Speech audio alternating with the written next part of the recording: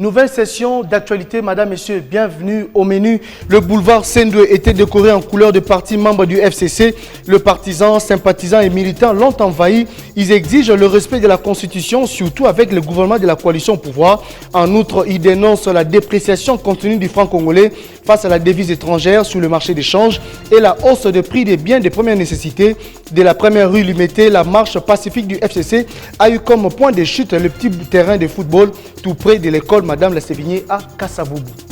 C'est ce 24 juillet que l'audience en appel dans l'affaire Vital Kamerhe et consorts pourrait confirmer, réduire ou annuler les verdicts prononcés au premier degré. Les militants de l'UNC sont optimistes quant à la mise à la libération de leurs leaders par cette instance judiciaire. Pour cela, certains partisans ont organisé une marche pacifique à Goma et à Walungu. Pour ceux de Kinshasa, c'est demain qu'ils seront dans les rues de la capitale pour faire entendre leur voix.